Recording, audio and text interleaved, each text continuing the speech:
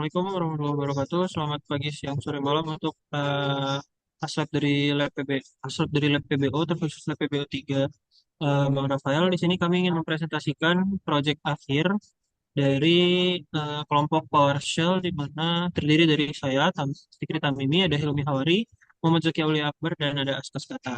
Di sini kami akan menjelaskan proyek kami yang bernama itu Trip Planner, di mana video ini akan membahas mulai dari ide dasar, alur-alur pembuatan, fitur-fitur utama aplikasinya, dan teknis di balik pembuatannya. Nah, jadi apa sih ide dasar dari aplikasi ini?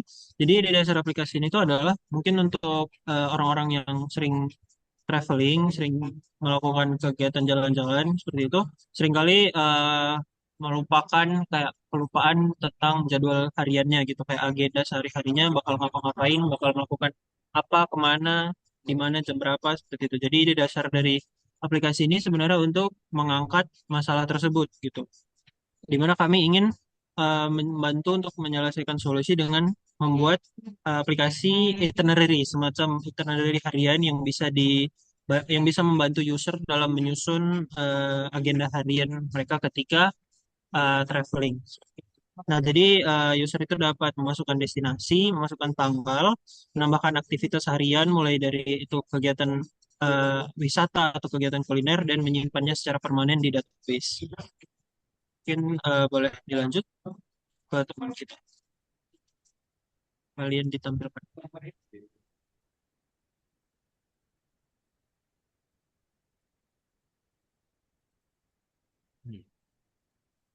Jadi mungkin boleh di run dulu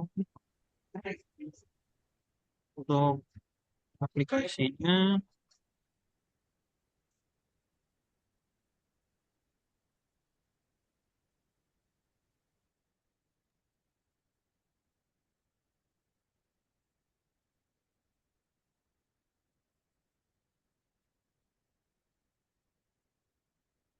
Baik, perkenalkan nama saya Ska Senata. Di sini saya bakal jelasin berapa fitur-fitur dan alur-alur kerja dari aplikasi Triplaner ini. Nah, pertama, bisa kita lihat di sebelah panel sebelah kiri, itu ada bagian buat rencana perjalanan baru. Di sini ada form destinasi, tanggal mulai, dan tanggal akhir. Setelah ini semua diisi, nah, kita coba isi dulu sebentar aja. Jadi kita bisa simpan dan buat itinerary. Ini.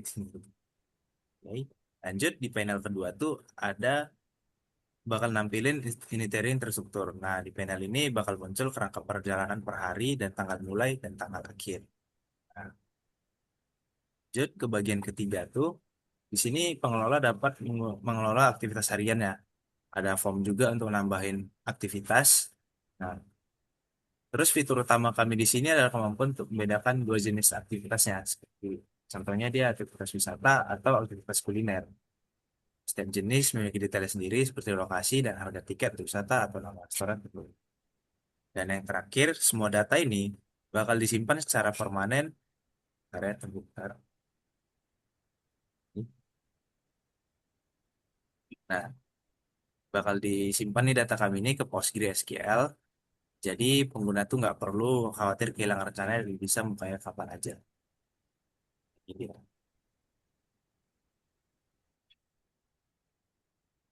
Oke.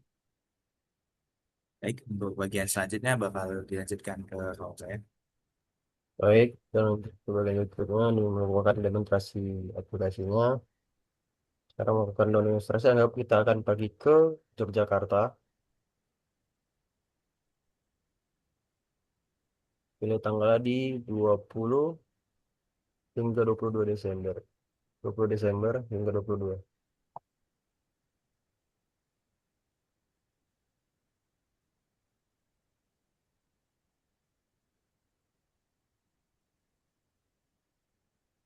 Nah, kalau klik simpan.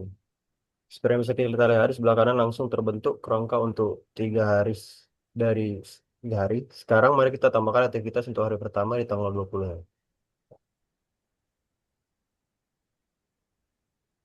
Misal di hari pertama kita mau ke Candi Borobudur. Kita pilih jenis aktivitasnya itu wisata dulu. Tunggu, pilih dulu wisata. Lalu ketik wisata.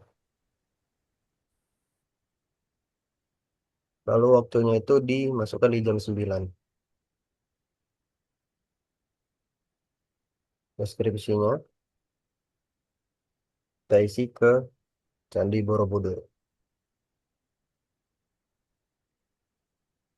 Lokasinya kita isi di Magelang. Dan untuk harga tiketnya 5.000 sama aktivitas. Datanya langsung muncul di itinerary di hari pertama. Sekarang kita tambahkan aktivitas kuliner. Misalnya tambah aktivitas baru. Jenis aktivitas ini kuliner. Lalu waktunya di jam 1.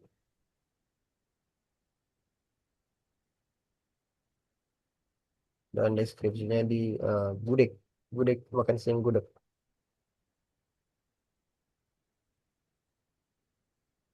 Nama restorannya Gudeg Yujum.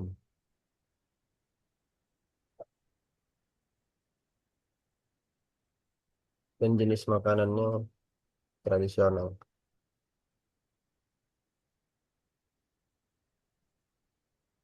Dan aktivitas baru pun udah berhasil kita buat ya. Proses ini bisa diulang untuk semua hari hingga itinerary di Yogyakarta yang sudah kita buat ini sampai penuh. Selanjutnya akan dilanjutkan oleh teman saya. Oke, saya Hilmi Hawari. Saya akan menjelaskan penerapan pilar-pilar PBO pada program kami. Oke, eh, di balik fungsionalitas tadi, kami menerapkan tiga pilar utama PBO, yaitu encapsulation, eh, inheritance, dan polymorphism. Oke, oke, langsung saja kita ke activity ya. Di sini pada kelas activity.java, semua atribut seperti start time dan description bersifat private. Akses ke data ini hanya bisa melalui metode public, getter, dan setter. Ini untuk menjaga eh, integritas data. Oke, oke, pilar kedua yaitu inheritance atau pewarisan. Kami membuat kelas activity ini sebagai kelas abstrak induk. Kemudian kami membuat kelas seperti tour activity dan culinary activity yang extends activity. Lalu mereka mewarisi sifat dari kelas activity.